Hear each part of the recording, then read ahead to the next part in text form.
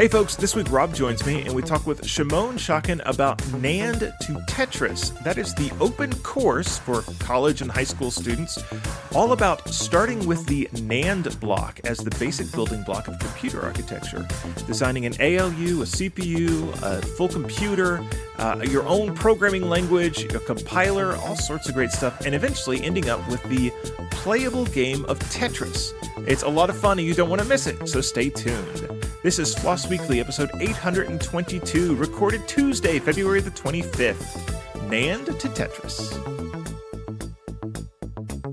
Hey folks, it's time for FLOSS Weekly. That's a show about free, libre, and open source software. I'm your host, Jonathan Bennett, and today we've got a lot of fun planned. We've been fighting with technical difficulties, but that's okay. We're used to that. We're Linux users. And speaking of Linux users, I've got a co-host today, the one, the only, Mr. Robert P. Campbell. Excited to be here as always. Yeah, it'll be fun. So you've got a little bit of teaching experience, right? Sort of on the college level. I have a little bit of college teaching experience, taught for a year, mostly computer hardware software, kind of like A+ stuff, and then a little basically a security plus class. So I've done a little bit, nothing really in the programming side of teaching, but. Still, you've done more teaching at that level than I have. So I think probably than most of our other co-hosts. So that's why it came to mind to invite you on, because today we have Shimon Schocken of the Nand2Tetris project and book and course. And I have been recommending this for a long time. Since I first found out about it, I just immediately went, oh my goodness, that's one of the coolest things I've ever seen. And so I reached out several months ago. I reached out to Shimon and said, hey, would you be on the show? And he was kind enough to agree to it. And this morning we went to get everything set up and ran into some technical difficulties. So I'm going to bring Shimon on the show and he could say hi, but we won't, for those of you watching, we won't actually be able to see him. You have to be stuck with looking at Rob and I. But welcome, sir, to the show. I'm glad you're able to be here, even though it's just as a sort of disembodied voice today. Yeah, sure. Very glad to be here with you folks. And sorry that we have some camera problems, but that's all right. I'm not a great looker, so the voice will be better. There you go. All right. So I'm gonna start with the assumption that most people listening have no idea what we're talking about. Give us kind of the intro. Like, what is Nand2Tetris? Where would someone run into it, and why should geeks like us find it cool? Well, Nand2Tetris is a project or a course or a book, as you said, that guides you through the process of doing actually 12 standalone projects, 6 hardware projects and 6 software projects, in which you start with the humble low-level NAND gate, which is possibly the lowest logic gate that you can think of, and work your way through building a complete modern general-purpose computer system consisting of a typical von Neumann hardware platform and a typical software stack consisting of an assembler, a virtual machine, a compiler, and a little operating system, so that at the end of this journey, you have a computer on which you can run or write and execute any program that comes to your mind, including, of course, Tetris. So that's the story. Yeah. Where did the idea for this come from? What was the spark of inspiration where you said, let's put all of this together in a course? Well, I developed this course together with my colleague Noam Nissan, who is, like me, a computer science professor. And both Noam and I served as directors of various programs, computer science programs, undergraduate, graduate, and so on. And we were always frustrated from the fact that we are teaching many different fragmented courses, and students are getting all sorts of, I should say, rather deep views about various corners of computer science and, mostly applied computer science, but they have no idea how things work together. Mm-hmm. So, they may understand the hardware, they may understand the compilation, they may know to write programs in Java and Python, but there's no one course that puts all these pieces together and lets them sort of see the forest for the trees. Mm-hmm. So the idea was to sort of plug all these holes, all these interfaces between the different courses that one typically gets in a computer science program, and glue things together. Mm-hmm. So this was sort of the underlying pedagogical motivation, and the other motivation was just the fun of building something big and taking the time to do it, because both of us are busy people like all of us, and so this became kind of a on the side work of love that we did for several years, before we actually got it off the ground.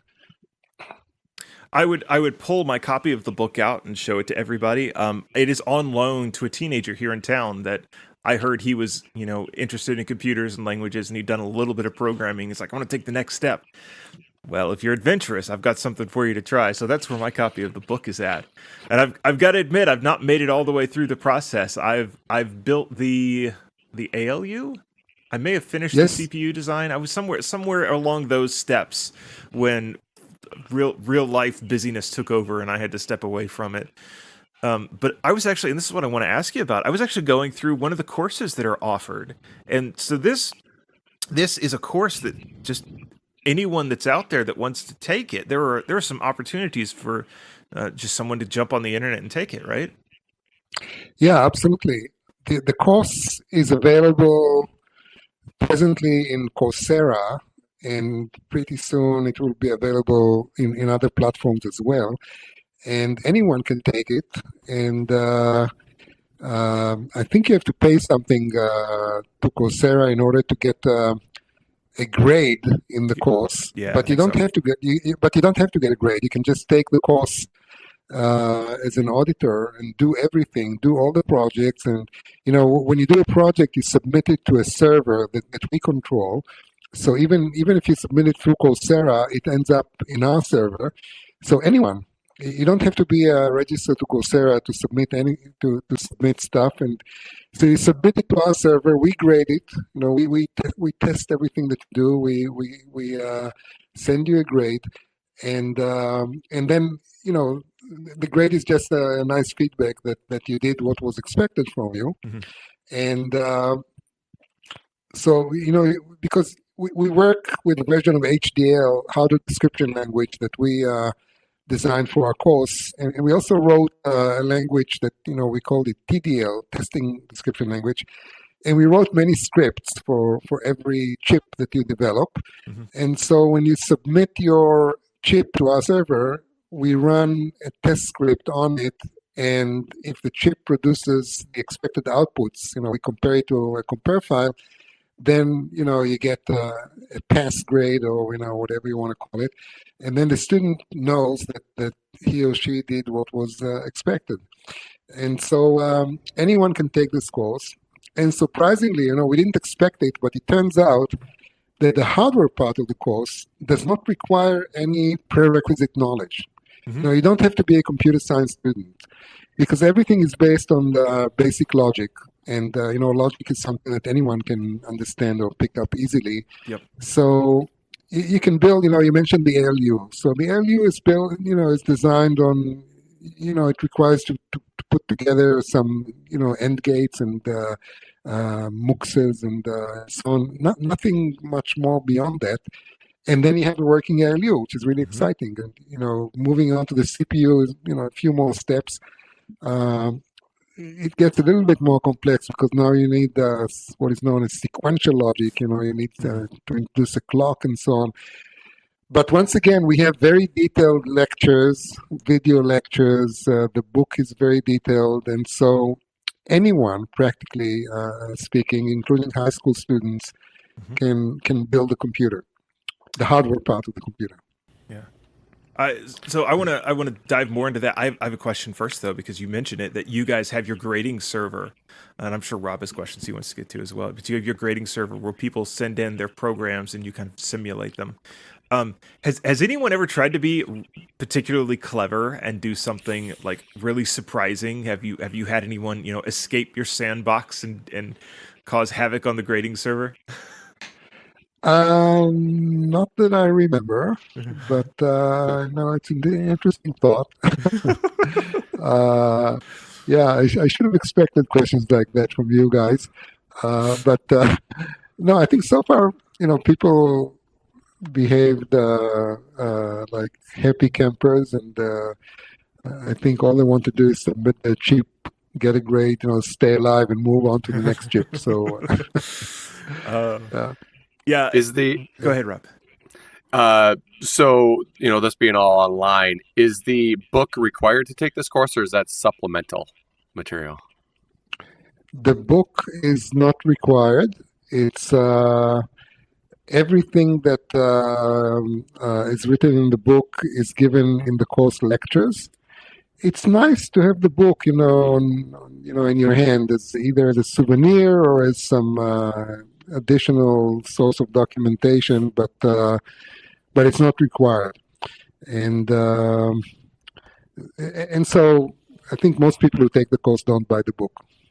So but it is reasonably priced, especially for any kind of course textbook kind of book, because I looked it up before the show, and U.S. dollars, it's on Amazon, it's less than $30, so that's definitely reasonable for most people. Yes. Yeah, we insisted when we made the deal with the publisher, we insisted that the price will be relatively low, because many textbooks in computer science and maybe in other subjects as well are very expensive. So in our case, it's I think the price is okay.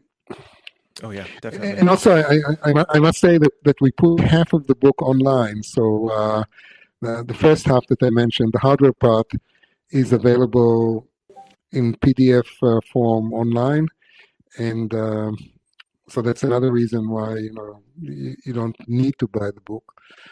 Although I'm happy to say that many people buy it. So that's always nice.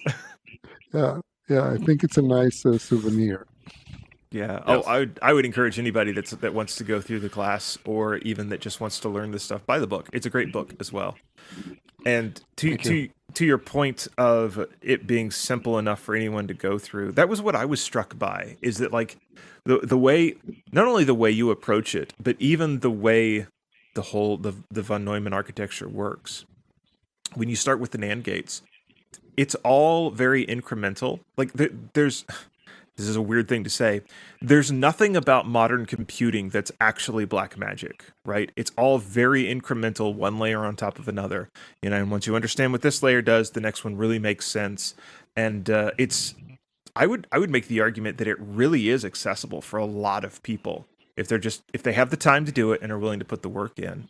And that's one of the things that I think is just the coolest about this, is that it gives someone that top to bottom understanding of admittedly a very simple computer in comparison to the behemoths we have on our desks, but it's still the exact same principles at play. And it's a service, honestly, to the community. And so for that, thank you. Yeah, well, thanks for making this observation, which is very, very true. Both of us are computer scientists, Norm and myself, and we are trained, and we enjoy, this trained on and enjoy logic and first principles. And whenever we write a paper or do some work, we have to start with first principles and prove every step in the way until we can make a solid point about anything. And we decided to build the course exactly in that spirit. So as you mentioned, the computers that you use today are monsters and or monstrous, Hmm. and they are so complicated that that it's very difficult to explain, how a real computer works because there are so many layers Hmm. of hardware and software and proprietary stuff and so many interfaces that it's impossible to explain how a real modern computer works in a typical academic course or to some layman or high school student. So one of the first decisions that we made was that we're going to design an architecture which first of all will be relatively easy to build, and second of all will be, I guess I should use this word, that it will be beautiful. It's something which is very elegant and uh, um, uh, very simple and at the same time, very powerful. So, and I'm glad that we managed to do it. Yeah. Yeah, it's good stuff. With that idea of beauty said, I'm curious about the license behind all this, right? So we're open source enthusiasts here, and obviously you guys have made this sort of an open course. It's on OpenCourseWare. It's open source friendly. What I guess the book itself, you said about half of it is completely available online, and then I know a lot of the example code. There's an IDE, I think, that is also Yes. open source. What's the license and what's the story with all of that? Well, everything is wide open. I don't even remember the exact license that we are using, but it's common. What's the term? I forgot. I think some of it's This, Creative Commons at least. yeah, it's exactly. It's Creative Commons. Anyone can, uh, fork our IDE and do whatever he or she wants with it. And same goes with the lectures. Hmm. It's. I think one reason why this course became very popular is that because not only anyone can take it, it's also that anyone can teach it. Hmm. So if you want to teach this course, all you have to do is send me email, and I'll give you access to all the lecture materials and all the projects, past exams and so on. So very easy to adopt the course and teach it anywhere you want. And as a result, the course is now being taught in something like 400 universities and That's awesome. numerous high schools and Hmm. hacker clubs and whatnot. So so yeah, it's widely available. I think it really appeals to that sort of original hacker mentality of I want to understand this thing on my desk as much as I can from top to bottom. And as far as I know, Nand2Tetris is about the only course that really offers that. I'm not aware of anything else. I think it's the only course that offers a complete ascent, if that's the right word, Hmm. from basic logic gates to a high-level programming language. Uh, there are quite a few courses that teach you how to build a computer, but typically they get stuck with the, well, getting stuck is not the right word. They go all the way up to a symbolic machine language and an assembler, Hmm. and that's it. Hmm. We go the extra, distance, and we also cover a very nice gap between machine language and a high-level language that looks pretty much like Java. We decided to design our own language. We call it Jack. The machine is called Hack. The language is called Jack, Hmm. and it's Java lookalike with object orientation and no inheritance. That's one major concession that we made. And we make all sorts of concessions so that students will be able to build Hmm. significant tools like compilers and the little operating systems in maybe 2 or 3 weeks, Right. each. So you have to make some compromises. Um, and also, when you stick, when you let me give you another example. Mhm. Take a compilation. if you look at a typical compilation course, college level, a great deal of the course is devoted to handling errors, compilation errors. Now, this is, terribly important, error diagnostics, error handling, and so on. But when you deal with errors, you often sort of lose sight of the most fundamental ideas, which are program translation, taking one language, parsing it, analyzing it, and generating code from it to another language, which I think is the essence of translation. And so we decided that when we write a compiler, we'll make an assumption that the source code is error-free. There are no errors. And once you don't have to deal with errors, you can focus on the most important ideas in compilation, in my view. And so we made several such concessions in many different steps along the way. And the nice thing about all these so-called missing things in Nand2Tetris is that every one of them is a great extension project. You want to handle errors? Great.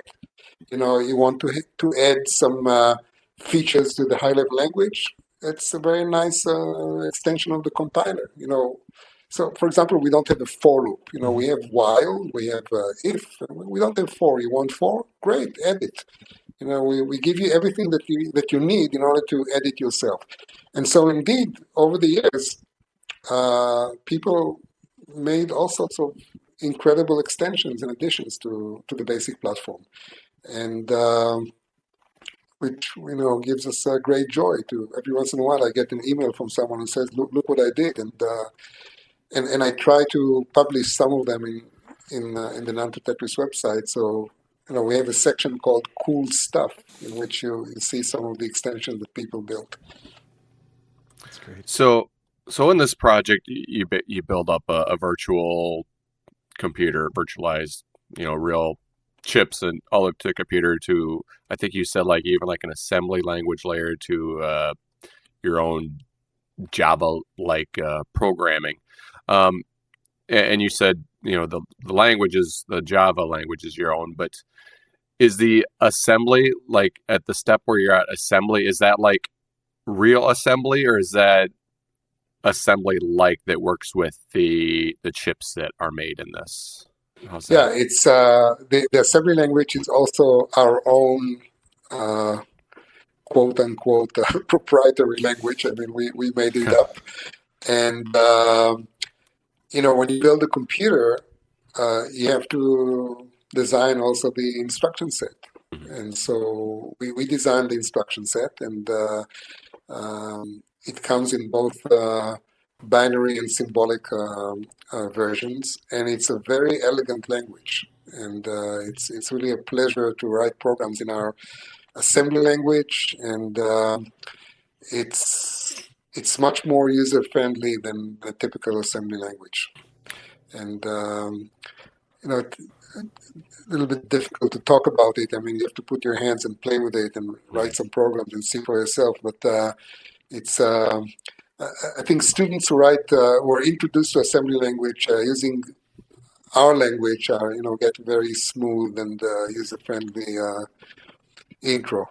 And indeed, this was, we made many different sort of major decisions along the way, and one of them was, should we develop sort of a stripped down version of an x86 or a RISC machine, or maybe design our own.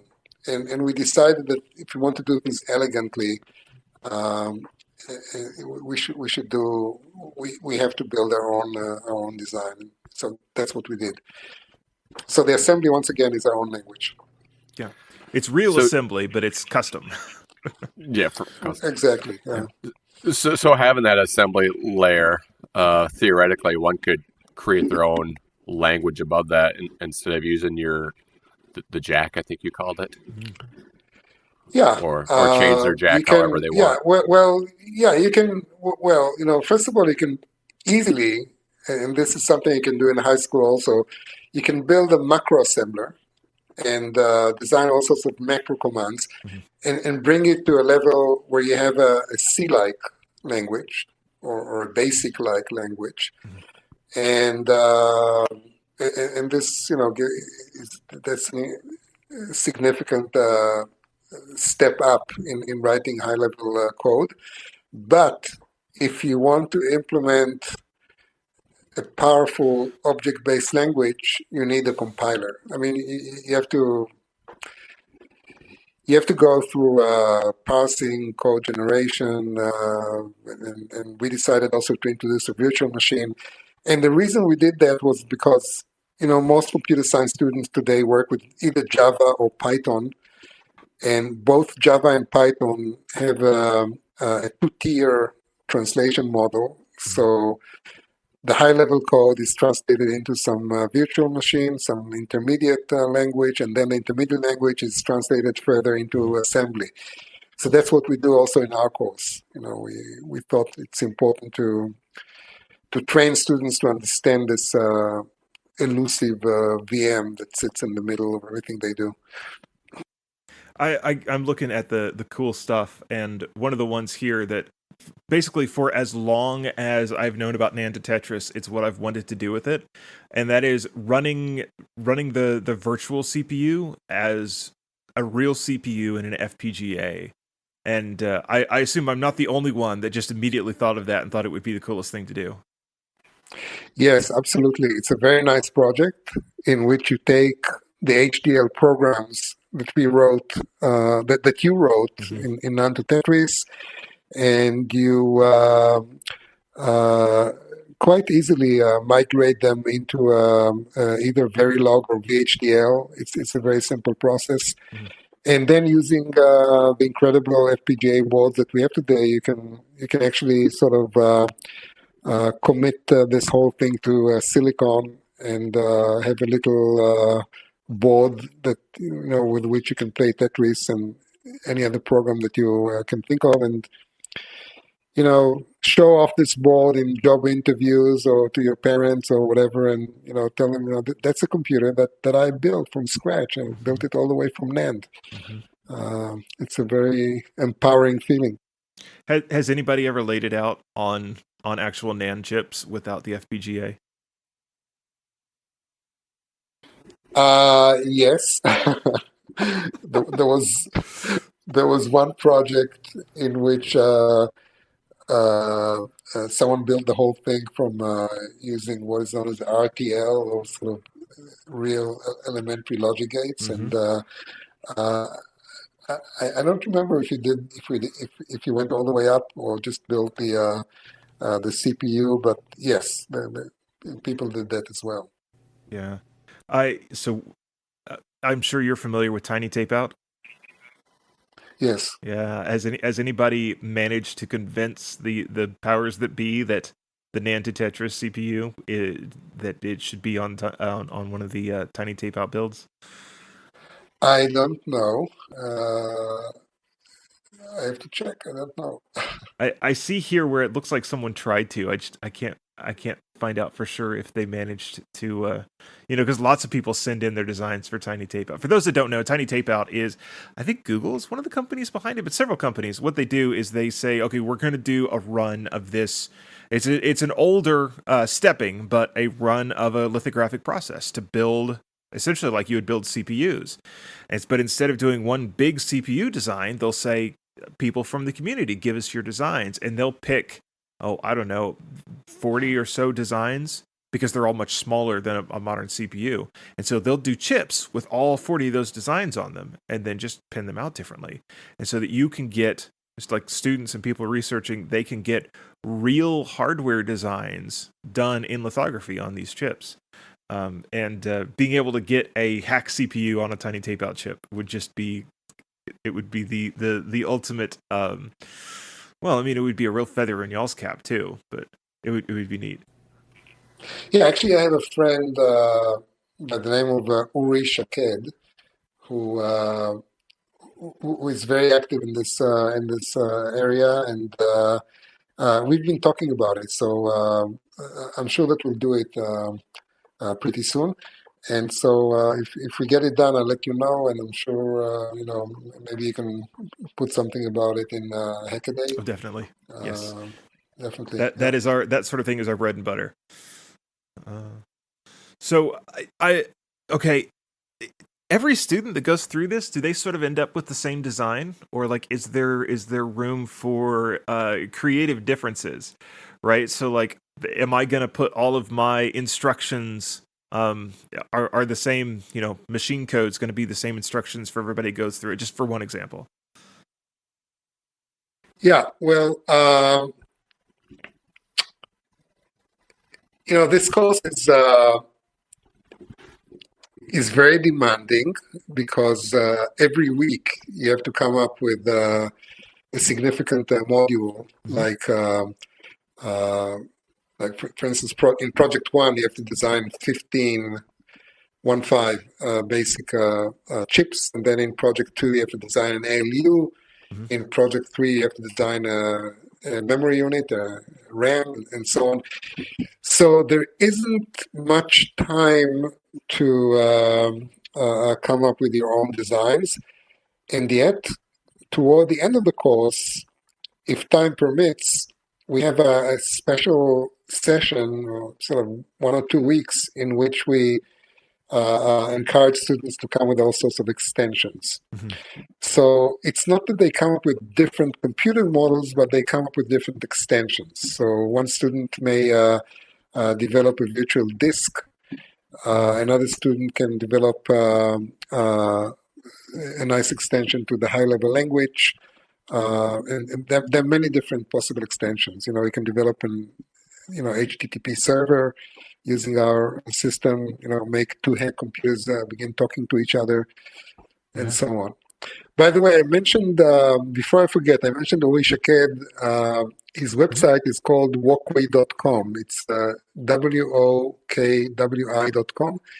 And it's a wonderful website for TinyTap and TinyTap Out and related projects. So you may want to take a look at this and maybe interview him at some point. Yeah, that'd be great. So to that question about the differences between different students, you got in the course the sort of the framework is provided. Then, like you guys have already assigned, this machine code is going to be this instruction, and this one is going to be this one. This is the way that the CPU is going to be pinned out. Yeah, well, we provide only the abstractions. We describe.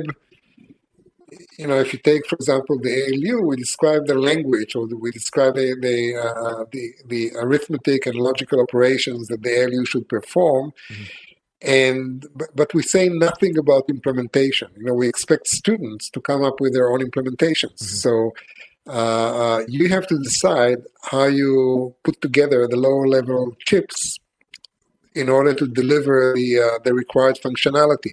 So the functionality is the abstraction. That's on us. The implementation is on you.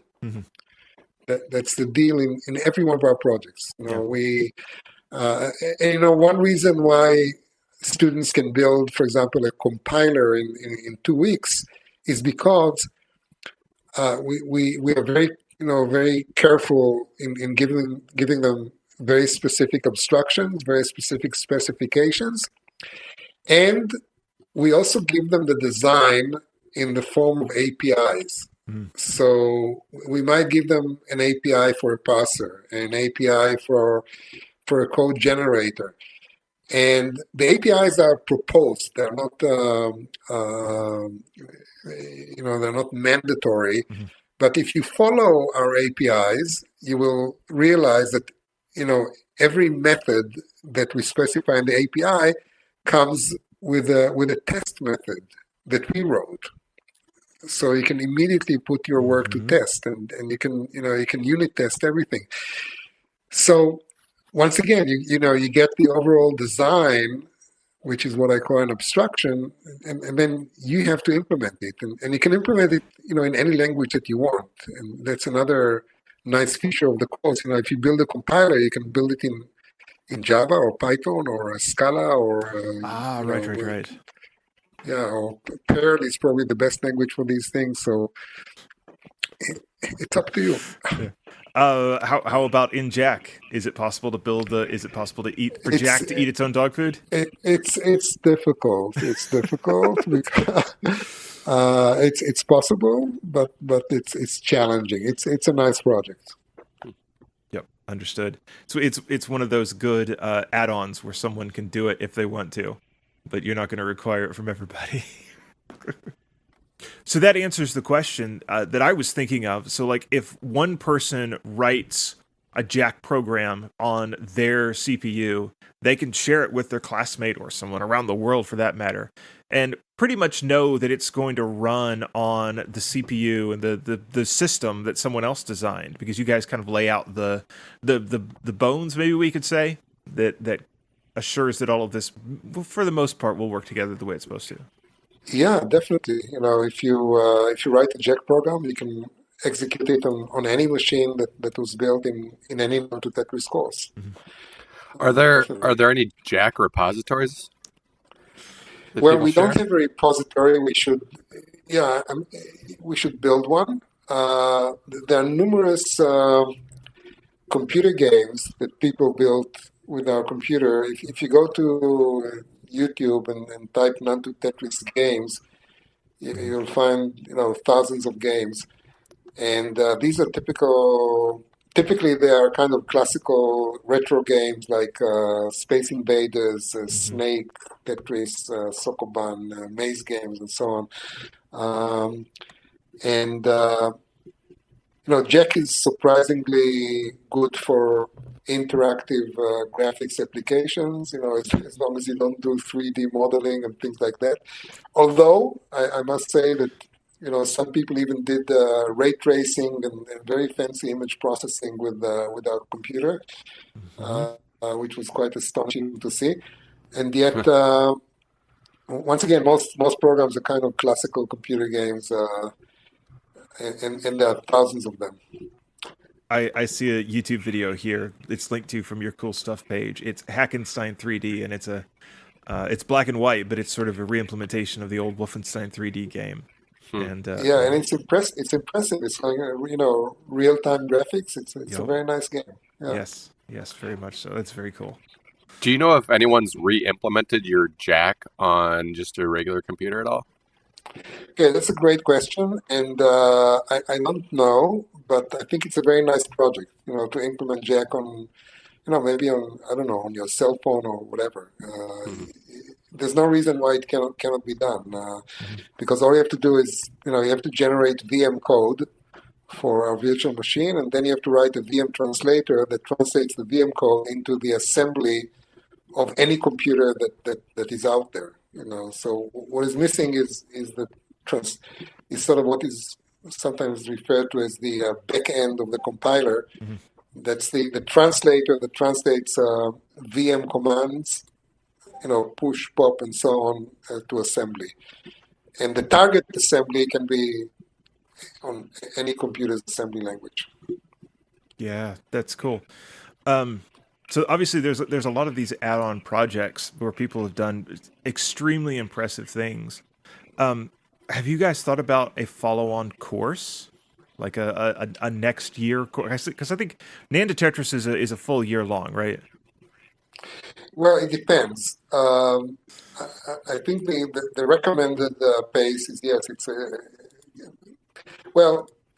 I'm kind of selecting my words carefully because I guess some people are hearing this and they're not sure what's the right format to teach this course. So I should say that in many universities, Nand2Tetris is taught in one semester only, Oh, okay. but it's very intensive. And Yes, it would be. it's a course that tends to cannibalize many other courses Mhm. because the students are very engaged and they end up spending, I don't know, 15, 20 hours a week just Yeah, on this course. yeah. And so that's what many people do. That's what I do. But in other universities, it's being taught in 2 semesters. So one semester to build the hardware, another semester to build the software, which I think is a more sort of normal pace. Uh, So it depends. It's either a 2 semester or 1 semester course. And then the follow-on question to that is, have you guys thought about a second Oh yeah, part to it? Once you have the yeah. simple software done. So we've been approached by many people who wanted to do something like that, and we always encourage other people to do it because I'm not sure that we have enough energy to Right. develop a sequel. But we've been thinking about some wild things like, believe it or not, even something I called Nand2Life. And Nand2Life is a course in which in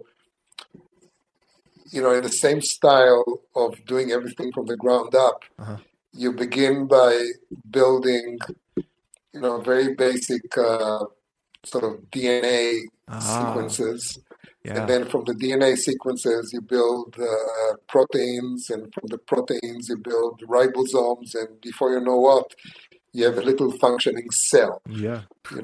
So that's one thing that we've been thinking about, and in the same spirit, we thought about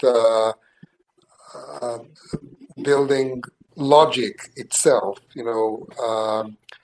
or a Turing machine or something like this from basic logical constructs, and in the process explaining, what is an axiom, what is a theorem, what is a proposition, and building everything from the ground up in the form of little objects, that you can build in a language like Python. And so I think, the basic spirit of things, which I think is very characteristic in what Noam and I are doing, is that, or I should say, one innovation of Nand2Tetris is this notion of bottom-up construction.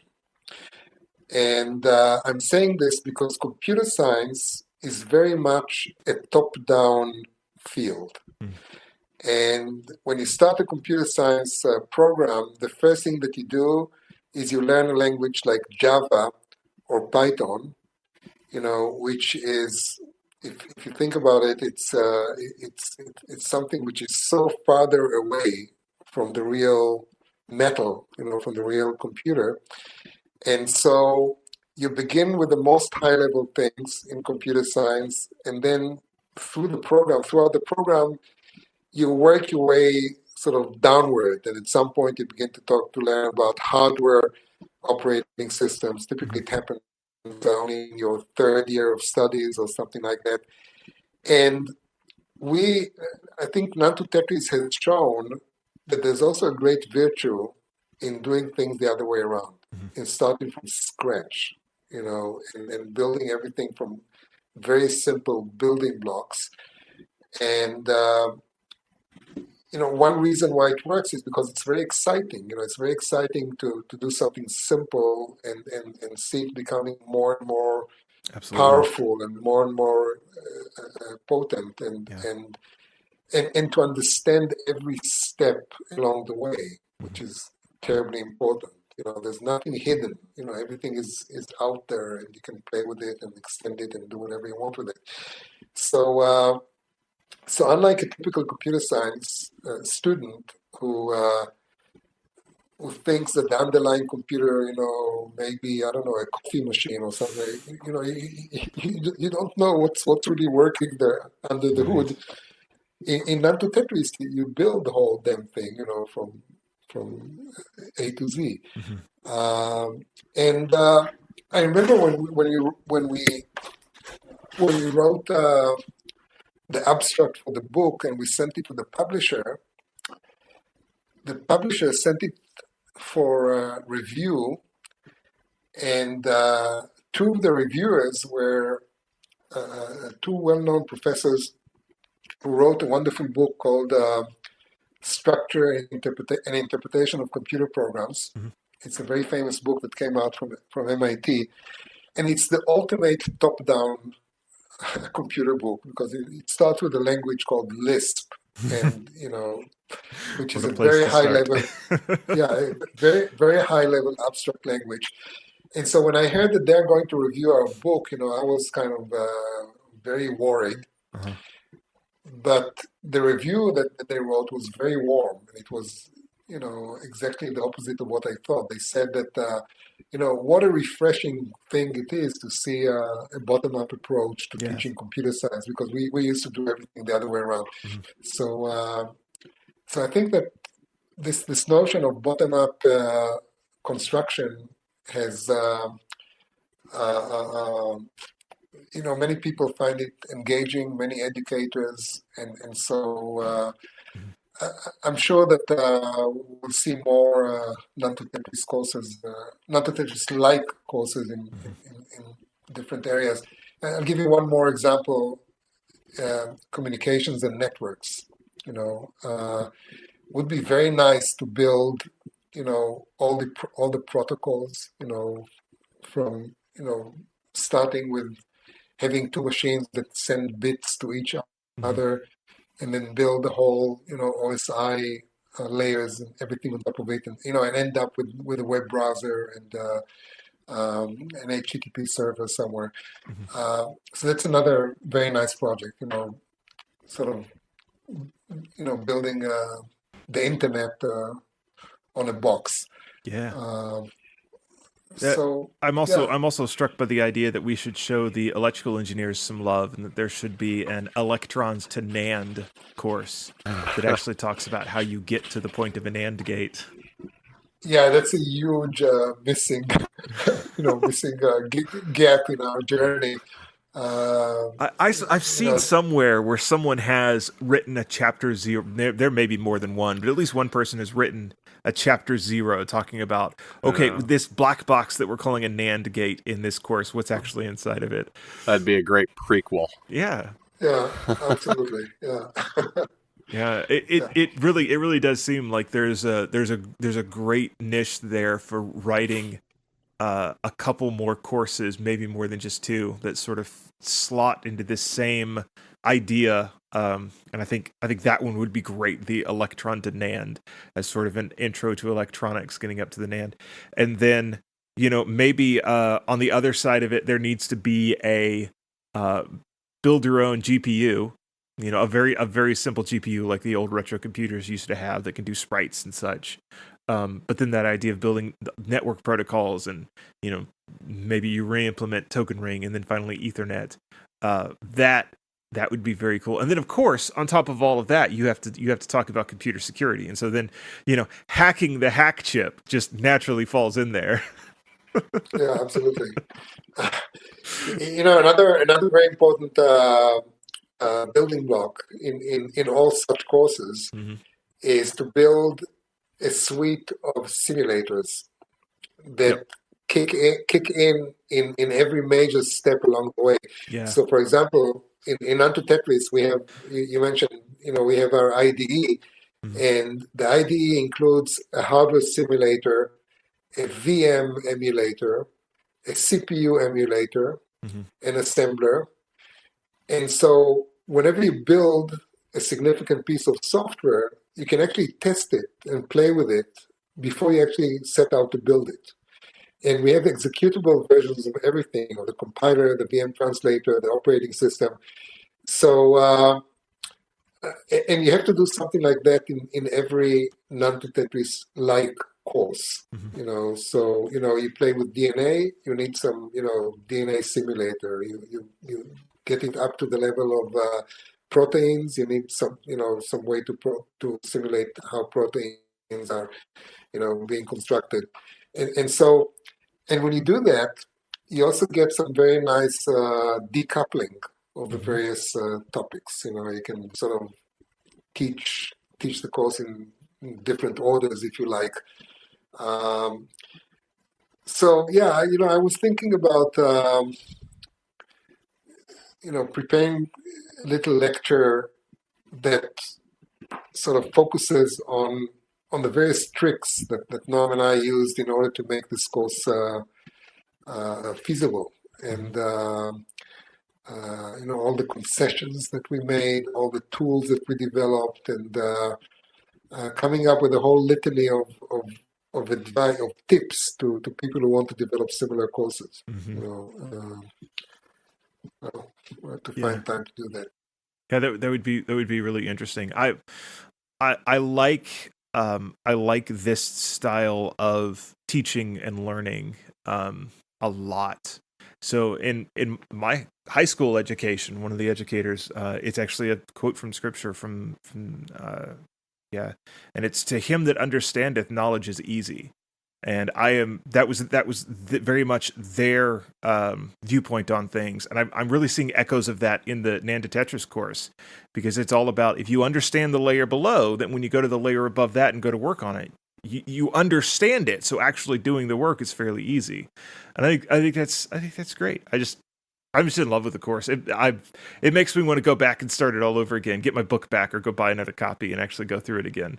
I don't think I have actually. Well, I have to tell you that that the best way to learn it and to build a computer is to actually teach it. So find a few people who are interested in this stuff and just teach a Nand2Tetris course. It will be a great pleasure. Oh yeah. Okay. Community class. Do a community class. Yeah, exactly. That's the way to do it. That would be a lot of fun. I don't know if I have time to do that. I've got too many businesses I'm already running and juggling, but it would be a lot of fun. Maybe one of these days. Speaking of which, if someone wants to either take the class or run a group through the class, what are some? Where would you tell them to start? Well, you have to go to Nand2Tetris.org, to our website, and everything is there. It's Nand, N-A-N-D, the digit 2, Tetris.org, and you will find there links to the Coursera courses. You will find an email that if you send this email and just say that you want to teach a course, I will give you links to all the materials. You will find links to our IDE, to all our projects. Everything is in the website. Very cool. So that's the go-to place. Yeah, that's neat. That's neat. And then people that are taking the course, is there sort of a hangout place? Is there like a Discord server or anything for students going through it? Not really. I mean, we didn't want to sort of, we didn't want to put together something that we cannot support. Right. So you want to teach the course, and it's you can build your own space and do whatever you want with it. Up to you. Yeah, I would love to see maybe a little bit more official, easy to use repository one of these days for people doing these add-on projects. Like, look, I added inheritance to Jack. Here's my code. I wrote this video game engine. Here's my code. Put a GitHub or GitLab server up somewhere. I think that would be very cool. I agree. I guess we have to do it. Just too lazy, but we'll do it at some point. I understand that part. Yeah, so do I. I mean, you guys surely don't have anything else keeping you busy, right? Exactly, yeah. Oh, okay. That's cool. Is there anything coming down the pike beyond our source code server that we just established that we're going to create? Is there anything you guys are excited that's coming up that you want to plug? Yeah. Well, I'm so glad that we managed to talk for about almost an hour without mentioning the two letters AI. But one thing that I'm working on now is pouring all the stuff, all the course materials, the book and everything into a large sort of language model, and providing a chatbot in which you can actually interact with so-called me, with an avatar that represents me, and you can ask any questions that you want about Nand2Tetris, projects, teaching, lectures, whatever, and hopefully get some sensible answers. So Hopefully. Yeah. So I'm working. I'm not going to release it until it will be good looking and sensible. But that's something that I'm working on. And other than that, I don't plug in. I don't know. I don't know.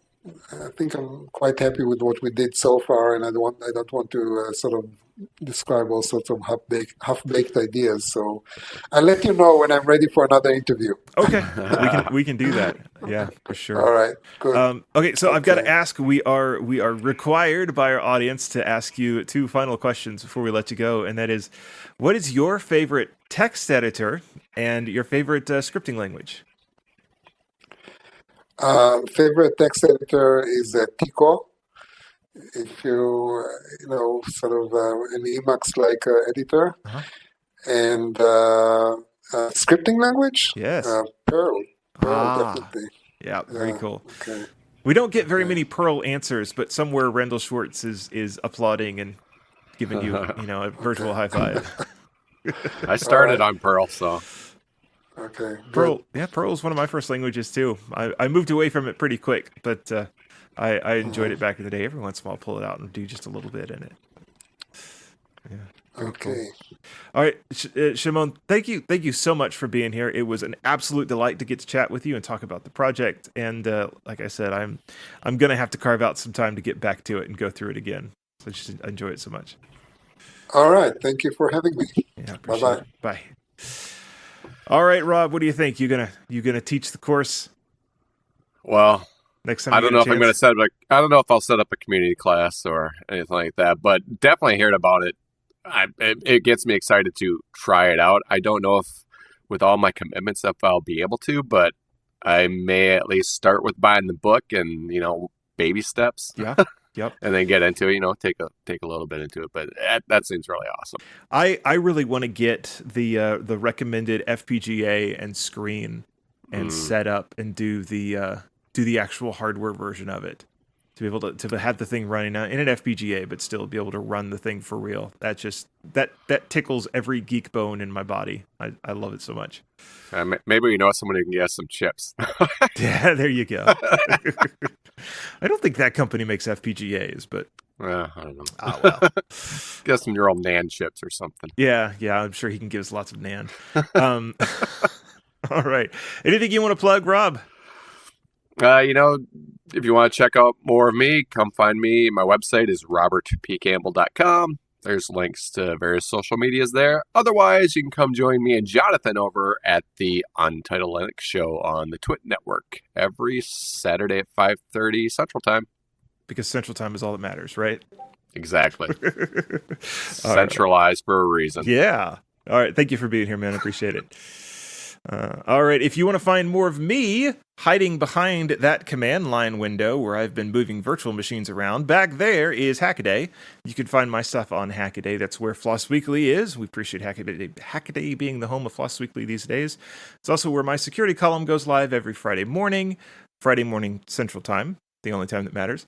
And then if you want more of Rob and I, there is the Untitled Linux Show over on the Twit Network. And other than that, we just appreciate everybody being here. We always have a lot of fun on Floss Weekly, and we will be back next week for more. And we don't have a guest scheduled yet, so if you know of somebody, let us know. Either come into the Discord and tell us you want to be on the show, or I believe it's floss@hackaday.com. You can send an email there. We will get it. It'll come to me, and we'll make it happen.